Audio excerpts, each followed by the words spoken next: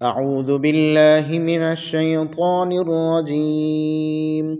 بسم الله الرحمن الرحيم. وإذا ضربتم في الأرض فليس عليكم جناح أن تقصروا من الصلاة إن خفتم أن يفتنكم الذين كفروا إن الكافرين كانوا لكم عدوا مبينا. وإذا كنت فيهم فأقمت لهم الصلاة فلتقم طائفة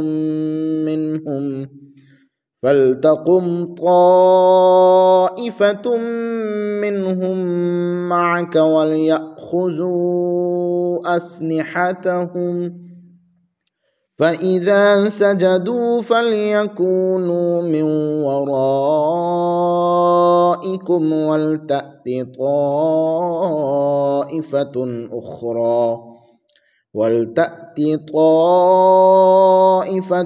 أخرى لم يصلوا فليصلوا معك وليأخذوا حذرهم وأسلحتهم ود الذين كفروا لو تغفلون عن أسلحتكم وأمتعتكم فيميلون عليكم ميلة واحدة ولا جناح عليكم إن كان بكم أذى من مطر أو كنتم مرضى أن تضعوا أسلحتكم وخذوا حذركم إن الله أعد للكافرين عذابا مهينا. أعوذ بالله من الشيطان الرجيم. بسم الله الرحمن الرحيم. وإذا ضربتم في الأرض فليس عليكم جناح أن تقصروا من الصلاة إن خفتم أن يفتنكم الذين كفروا إن الكافرين كانوا لكم عدوا مبينا. آمنت بالله صدق الله العظيم والصلاة والسلام عليك يا رسول الله وعلى آلك وأصحابك يا حبيب الله. رب اشرح لي صدري ويسر لي أمري واحلل عقدة من لساني يفقهوا قولي. آج کا ہمارا درس قرآن سورہ النساء کی آیہ نمبر 101 سے آیہ نمبر 104 پر ہے۔ ان میں ایک تو سفر کے اندر جو نماز کی کیفیت ہے یعنی قصر نماز، اس کے بارے میں احکامات ہیں، اور دوسرا حالت جنگ میں جو نماز خوف ہے اس کے متعلق احکامات ہیں، اور تیسرا مسئلہ یہ بیان ہوا کہ نمازوں کو اپنے اوقات پر ادا کرنا ہے۔ ارشاد باری تعالیٰ ہے وَإِذَا ضَرَبْتُمْ، اور جب تم سفر کرو فی الارض زمین میں، فَلَيْسَ عَلَيْكُمْ، تو نہیں ہے تم پر جناح کچھ حرج، ان تقصروا کہ تم قصر کرو من الصلاۃ نماز میں، ان خفتم اگر ڈرو تم، ان یفتنکم الذین کفروا اس سے کہ کافر تمہیں تکلیف پہنچائیں گے، ان یفتنکم تمہیں وہ تکلیف پہنچائیں گے، فتنے میں مبتلا کریں گے، الذین کفروا وہ لوگ جنہوں نے کفر کیا،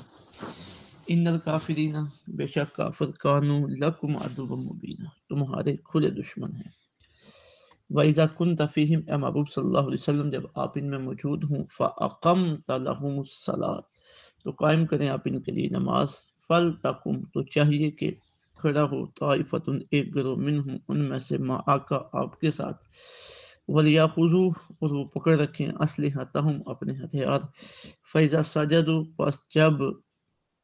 سجدہ کر چکیں، فَلْيَكُونُوا مِنْ وَرَائِكُمْ تو وہ ہو جائیں تمہارے پیچھے، وَلْتَأْتِ طَائِفَةٌ أُخْرَىٰ اور آ جائے دوسرا گروہ، لم يصلوا جس نے ابھی تک نماز نہیں پڑھی، فَلْيُصَلُّوا مَعَكَ بس اب وہ نماز پڑھیں آپ کے ساتھ، وَلْيَأْخُذُوا اور لیے رہیں حِذْرَهُمْ اپنے بچاؤ کا سامان، وَأَسْلِحَتَهُمْ اور اپنے ہتھیار، وَدَّ الَّذِينَ كَفَرُوا تمنا کرتے ہیں کافر، لو تغفلون اگر تم غافل ہو جاؤ، عن أسلحتكم اپنے اسلحہ سے، وامتعتکم اور اپنے ساز و سامان سے، فیمیلون تو وہ ٹوٹ پڑے، علیکم تم پر میلۃ واحدہ ایک ہی بار، یک بار کی، ولا جناح علیکم، اور کوئی حرج نہیں ہے تم پر، ان کان بکم اعظم من مطر، اگر ہو تمہیں تکلیف من مطر، بارش کی وجہ سے، او کنتم مرضی، یا ہو تم بیمار، ان تضعوا اسلحتکم، تو اتار دو اپنے ہتھیار، وخذوا حذرکم، مگر ہوشیار رہو، یعنی دشمن کی نقل و حرکت سے ہوشیار رہو، ان اللہ اعد، بے شک تیار کر رکھا ہے اللہ نے للکافرین، کافروں کے لیے، عذاب مہینہ، رسوا کن عذاب۔ فَإِذَا قَضَيْتُمُ الصَّلَاةَ، جب تم ادا کر چکو نماز، فَاذْكُرُوا اللَّهَ، تو ذکر کرو اللہ تعالیٰ کا، قیاماً کھڑے ہوئے، وقعوداً اور بیٹھے ہوئے، وعلیٰ جنوبکم اور اپنے پہلوں پر یعنی لیٹے ہوئے، فَإِذَا اطْمَأْنَنْتُمْ، پھر جب مطمئن ہو جاؤ، یعنی دشمن کی طرف سے مطمئن ہو جاؤ، تو فَأَقِیمُوا الصَّلَاةَ، تو ادا کرو نماز۔ ان الصلاۃ، بے شک نماز، کانت علی المؤمنین، ہے فرض کی گئی ہے مومنوں پر، کتاب موقوتا، اپنے مقررہ وقت پر،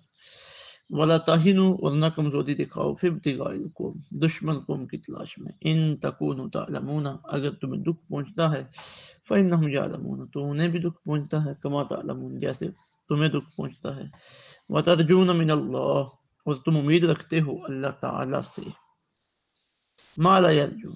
اس کی جس کی وہ امید نہیں رکھتے، مطلب ثواب کی، وکان اللہ علیما حکیما، اور اللہ تعالیٰ سب کچھ جاننے والا اور بڑا دانا ہے۔ اب سب سے پہلا مسئلہ تو یہاں پہ قصر نماز کا ہے۔ قصر نماز سے مطلب یہ کہ بندہ جب تقریباً 93 کلومیٹر کا سفر کرے، 93.47 کلومیٹر کا سفر ہو، چاہے وہ گاڑی پہ ہو، وہ پیدل ہو، جانور پہ ہو، اور وہ اپنے گاؤں سے، اپنے محلے کی جو حد ہے اس سے وہ باہر نکل جائے، اور وہاں اس نے جس جگہ پہ وہ جا رہا ہے 15 دن سے کم کا قیام کرنا ہے، یعنی 15 دنوں کے اندر اندر اس نے واپس بھی آ جانا ہے، تو اب شریعت کی طرف سے اسے اجازت ہے کہ وہ جو 4 رکعت فرض ہیں انہیں 2 پڑھے، یعنی ظہر کے 4 جو ہیں، عصر کے 4 ہیں، عشاء کے 4 ہیں، وہ 4 کے بجائے 2 پڑھے۔ جو 2 فرض ہیں یا 3 ہیں وہ مکمل ہوں گے، جو وتر ہیں وہ بھی 3 مکمل ہوں گے۔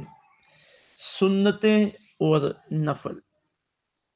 اگر اس کے پاس کھلا ٹائم ہے تو وہ پڑھے، اگر ٹائم کی تنگی ہے تو نہ پڑھے، ان پہ مواخذہ پوچھ کے نہیں ہوگی، یہ اس کی اپنی ثواب دید ہے،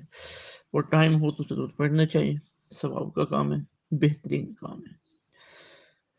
تو نماز قصر کے احکامات اس وقت نازل ہوئے کہ مسلمان سفر پہ جاتے تھے، اور بالخصوص جو مدنی زندگی کے ابتدائی سال تھے فتح مکہ سے پہلے پہلے، تو مسلمانوں کے لیے بڑے پرخطر تھے، ہر طرف دشمن ہی دشمن تھے، تو یہ احکامات نازل ہوئے کہ کچھ آسانی ہو جائے، جلدی نماز سے فارغ ہو جائیں، کہیں ایسا نہ ہو کہ مسلمان نماز کے اندر مشغول ہوں اور دشمن ان کے اوپر حملہ کر دے۔ تو یہ دیکھیں کہ اسلام اپنے ماننے والوں کے لیے کتنی آسانی پیدا کرتا ہے، نماز سے بھی غفلت نہیں رہی، اور سہولت اور آسانی کا راستہ بھی پیدا فرما دیا۔ تو اس وقت کیونکہ عمومی طور پہ یہ بدامنی کا ماحول تھا، اور پھر ایک وقت آیا، مکہ فتح ہو گیا، اور اس کے بعد مسلمانوں کی جمعیت زیادہ ہو گئی، مسلمان قوت کے اندر آ گئی، امن کا ماحول پیدا ہو گیا، جس طرح اس وقت الحمدللہ امن کا ماحول ہے۔ تو اللہ رب العزت نے یہ جو آسانی پیدا کی تھی، اس آسانی کو ہمیشہ کے لیے برقرار رکھا گیا ہے۔ حضرت سیدنا عمر رضی اللہ تعالیٰ عنہ، آپ کی روایت جو صحیح مسلم شریف اور صحیح بخاری شریف کے اندر ہے، صحیح بخاری مسلم شریف میں اس کا نمبر 686 ہے۔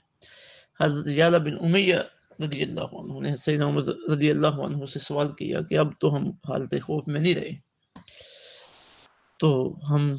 ابھی بھی نماز قصر ادا کرتے رہے، کیوں نماز قصر ادا کرتے ہیں؟ تو انہوں نے فرمایا کہ میں نے نبی پاک صلی اللہ علیہ وسلم سے یہی سوال کیا تھا، تو آپ صلی اللہ علیہ وسلم نے ارشاد فرمایا صدقۃ تصدق اللہ بہا علیکم، یہ آدھی نماز کا ہونا حالت سفر میں یہ صدقہ ہے جو اللہ تعالی نے تم پر کیا ہے، فاقبلوا صدقتہ، تم اس کے صدقے کو قبول کرو۔ تو یہاں کا علیہ السلام حکم ارشاد فرما رہے ہیں، تو یہ پھر وجوب کے درجے میں ہے کہ اب حالت سفر میں ہم نے نماز کو قصر ہی کرنا ہے، اور ہمارے فقہاء احناف نے اس سے دلیل پکڑی ہے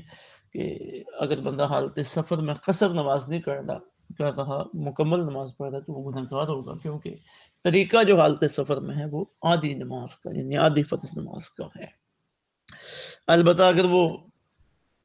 کسی مقیم امام کے پیچھے نماز پڑھ رہا ہے تو پھر وہ پوری پڑے گا، اس میں کوئی پابندی نہیں ہے۔ تو یہ حالت سفر کی نماز کے حوالے سے ہے۔ جب بندہ اپنے گاؤں کی حدود سے، یعنی گاؤں کی حدود سے مطلب یہ ہوتا ہے کہ جہاں تک اس گاؤں کی زمینیں ہیں، یا جہاں کوئی بس سٹاپ ہے، یا جہاں پہ قبرستان وغیرہ ہے، تو عموماً لوگوں کے ذہن میں ہوتا ہے کہ اب یہاں ہمارے گاؤں کی حد ختم ہو گئی ہے، تو جو ہی اس سے نکلے گا، چاہے نماز گھر میں اس پہ فرض ہوئی ہے، اگر اس نے راستے میں پڑھنی ہے تو وہ گاؤں کی حدود سے باہر نکل گیا تو اسے قصر ہی کرے گا۔ اسی طرح جب تک وہ واپس نہیں آ جاتا اپنے گاؤں کی حدود میں، اس وقت تک وہ قصر ہی پڑھتا رہے گا۔ حالت سفر میں اگر پہلے سے اس کی کوئی نماز قضا ہوئی تھی حالت قیام میں، حالت سفر میں پڑھنا چاہتے تو وہ مکمل پڑھے گا، حالت سفر میں کوئی نماز رہ گئی یا وہ گھر آ کے پڑھنا چاہے گا تو وہ بھی قصر ہی پڑھے گا، کیونکہ وہ تو اب ارشاد باری تعالیٰ ہے وَإِذَا ضَرَبْتُمْ فِي الْأَرْضِ، جب تم سفر کرو زمین میں، فَلَيْسَ عَلَيْكُمْ، نہیں ہے تم پر کوئی حرج، أَن تَقْصُرُوا مِنَ الصَّلَاةِ، تم قصر کرو نماز میں، إِنْ خِفْتُمْ أَن يَفْتِنَكُمُ الَّذِينَ كَفَرُوا، اگر ڈرو تم اس بات سے کہ تکلیف پہنچ جائیں گے تمہیں کافر۔ مجھے وضاحت ہو گئی کہ اس وقت جو وجہ تھی وہ یہ کافروں کا اور دشمنوں کا ڈر تھا اور ان کی طرف سے فتنے میں مبتلا ہونے کا اندیشہ تھا، وہ تو الحمدللہ ختم ہو گیا، لیکن قصر نماز کا جو حکم ہے وہ قیامت تک جاری ہے۔ ان الکافرین کانوا لکم عدوا مبینا، بے شک کافر تو تمہارے کھلے دشمن ہیں۔ وَإِذَا كُنْتَ فِيهِمْ، اے محبوب صلی اللہ علیہ وسلم جب آپ ان میں موجود ہوں۔ اب یہ بات آگئی نماز خوف کی، یعنی عین حالت جنگ کے وقت جب دشمن کا خوف ہو، پریشانی ہو، تو اس وقت بھی مسلمانوں کو نماز کی طرف متوجہ کیا گیا ہے کہ نماز کے ذریعے اللہ رب العزت کے ساتھ تعلق قائم کرو اور نماز کے ذریعے اللہ تعالیٰ سے مدد حاصل کرو۔ اب اس سے اندازہ لگائیں کہ نماز کی کتنی اہمیت ہے۔ اور پھر نماز باجماعت، یعنی عین اس حالت جنگ میں نماز باجماعت، اللہ اکبر، اس سے جماعت کی نماز کی اہمیت کا بھی اندازہ لگایا جا سکتا ہے۔ تو اس کا طریقہ کار یہ بتایا گیا کہ امام صاحب نماز پڑھائیں، ایک گروہ آدھی فوج آئے، آدھی سرحد پہ پہرا دے، ہتھیار اٹھائے رکھیں اور ایک پوری رکعت ادا کریں امام صاحب کے پیچھے۔ جب وہ سجدے دونوں مکمل کر لیں پہلی رکعت کے، وہ چلے جائیں، جو لوگ نماز میں شامل نہیں تھے وہ آئیں، وہ ایک رکعت امام کے پیچھے مکمل کریں۔ امام دونوں رکعتیں مکمل کروا کے سلام پھیر دے۔ اب جو نے پہلے ایک رکعت پڑھی تھی امام کے ساتھ، اب وہ آئیں اور جو ان کی رکعت باقی رہ گئی ہے وہ پڑھیں۔ جب یہ اپنا سلام پھیر کے چلے جائیں گے تو وہ جو دوسری رکعت میں آ کے شامل ہوئے تھے اب پہلا دے دیں، وہ آئیں اور وہ آ کر خود اکیلے اپنی پہلی رکعت جو ہے وہ ادا کر لیں۔ تو یہ صلاۃ خوف ہے جو عین حالت جنگ کے اندر کہا گیا کہ یہ ادا کریں اللہ رب العزت سے مدد طلب کرنے کے لیے۔ اب اس میں اسلحہ بھی جو ہے نا وہ کہا گیا کہ ساتھ رکھیں۔ پھر ہاں آگے رخصت بھی دی گئی کہ اگر کسی تکلیف کی وجہ سے یا بارش وغیرہ کی وجہ سے اتارنا بھی پڑ جائے تو اتار بھی لیں۔ اور اس کا بھی پس منظر یہ ہے کہ اور اس کے ساتھ اس چیز کی بھی اجازت ہو گئی ہے کہ اگر میدان جنگ میں فرض نماز پڑھنا پڑ جائے تو اس کا بھی ایک طریقہ سامنے آ گیا کہ اس آدھے آدھے ہو کے یعنی جماعت میں بھی شامل ہو جائیں، نماز بھی پڑھ لیں اور سرحد پہ پہرے کا جو سلسلہ وہ بھی ختم نہ ہو۔ اس کا بھی جو شان نزول ہے، پس منظر ہے، وہ یہ بیان کیا گیا ہے کہ ایک مرتبہ جب حضور رحمت عالم صلی اللہ علیہ وسلم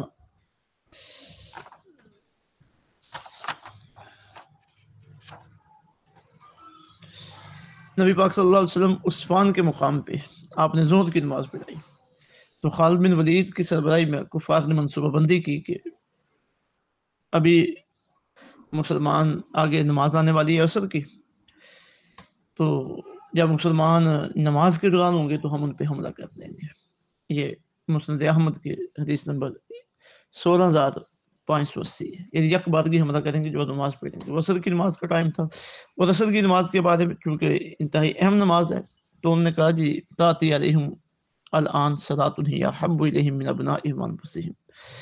کبھی ان پر نماز عصر کا وقت آنے والا جو مسلمانوں کو بیٹوں اور جانوں سے بھی زیادہ پیاری ہے۔ اللہ اکبر۔ یہ کافروں کا نظریہ تھا کہ مسلمان نماز سے اتنی محبت کرتے ہیں، ظاہر ان نے مسلمانوں کو نماز سے محبت کرتے دیکھا تھا، تبھی ان کا یہ نظریہ بنا تھا۔ تو آج ہم دیکھیں کہ ہمارے اندر نماز کی کتنی محبت ہے، ہمیں اپنی اصلاح کی بڑی ضرورت ہے۔ تو پھر اس نماز سے پہلے یہ آیاتیں تھے، یہ بات نازل ہو گئی ہیں کہ تم نے اب جب تنگی کی حالت میں فرض نماز بھی پڑھنی ہے تو ایسے پڑھنی ہے، تاکہ کافر تمہارے نماز پڑھنے سے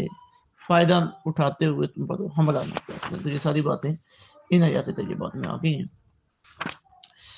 فرمایا وَإِذَا كُنْتَ فِيهِمْ، اے محبوب صلی اللہ علیہ وسلم جب آپ ان میں موجود ہوں، فَأَقَمْتَ لَهُمُ الصَّلَاةَ، قائم کریں آپ ان کے لیے نماز، فَلْتَقُمْ طَائِفَةٌ مِّنْهُمْ، چاہیے کہ کھڑا ہو ایک گروہ ان میں سے معاک آپ کے ساتھ، وَلْيَأْخُذُوا أَسْلِحَتَهُمْ، وہ پکڑ رکھیں اپنے ہتھیار، فَإِذَا سَجَدُوا، پس جب وہ سجدہ کر چکے ہیں، فَلْيَكُونُوا مِنْ وَرَائِكُمْ، تو ہو جائیں وہ آپ کے پیچھے، وَلْتَأْتِ طَائِفَةٌ أُخْرَىٰ، اور آ جائے دوسرا گروہ،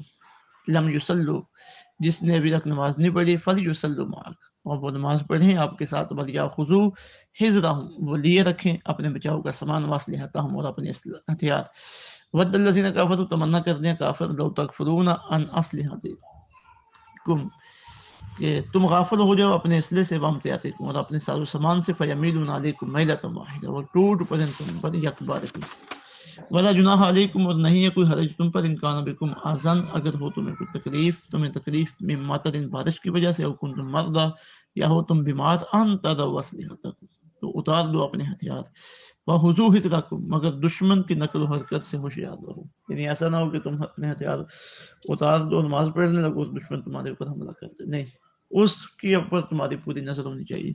ان اللہ اعد للکافرین عذابا مہینا، بے شک اللہ تعالیٰ نے تیار کر رکھا ہے کافروں کے لیے رسوا کرنے والا عذاب۔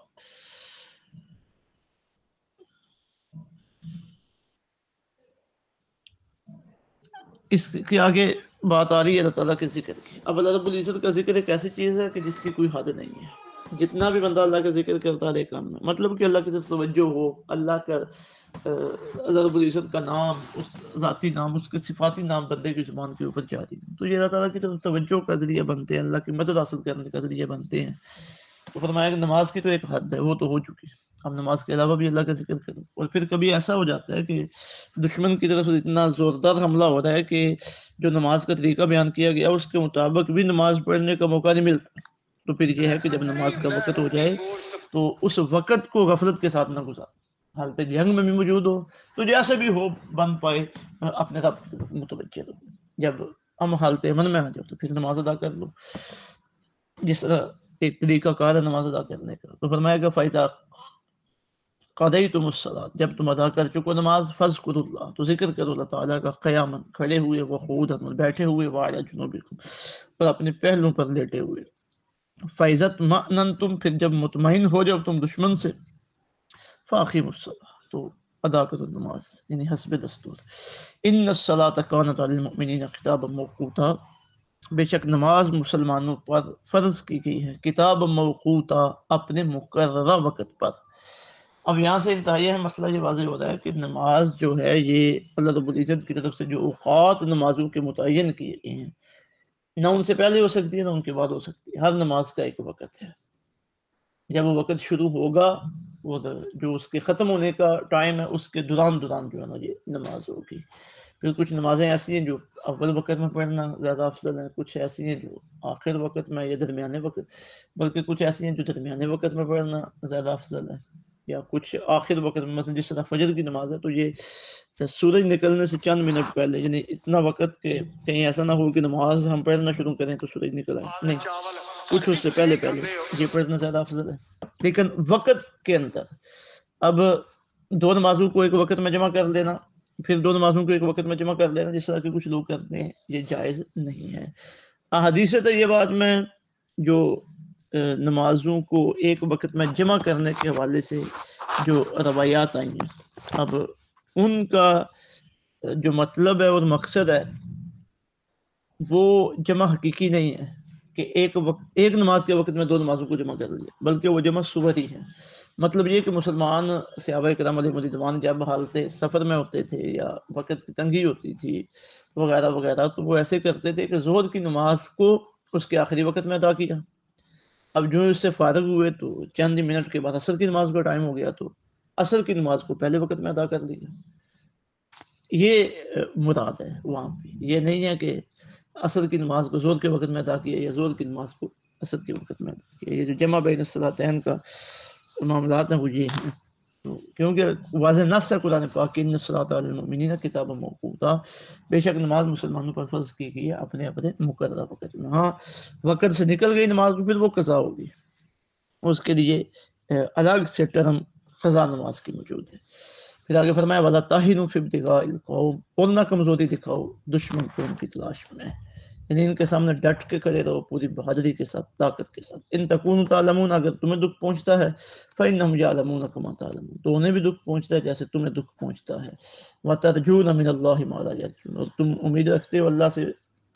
اس ثواب کی جس کی وہ امید نہیں رکھتے، یعنی تکلیفیں انہیں بھی پہنچتی ہیں تمہاری طرف سے، ان کا بھی برا حال ہوتا ہے،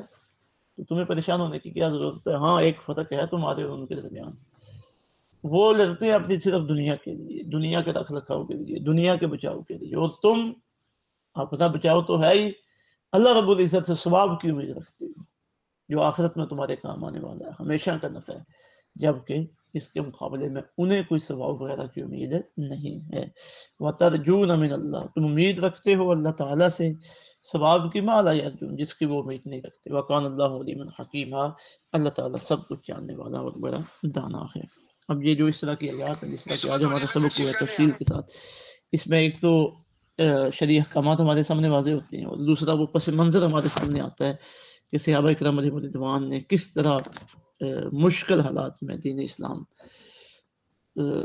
کے قیام کلمہ حق کی سربلندی کے لیے وقت گزارا ہے اور پیرے دیے ہیں، قربانیاں پیش کی ہیں، کتنے مشکل حالات سے یہ دین گزر کر ہم تک پہنچے، اور ایک پھر یہ جو شرعی احکامات ہیں ان کا جو پس منظر تھا، کن حالات میں یہ نازل ہو رہے تھے، وہ ساری چیزیں ہمارے سامنے آتی ہیں ایک تاریخی حیثیت سے، تو عمل کا جذبہ پیدا ہوتا ہے اگر بندہ توجہ کے ساتھ انہیں پڑھے، انہیں سنے۔ اللہ رب العزت سمجھ اور عمل کی توفیق عطا فرمائے۔ وما علینا الا البلاغ المبین۔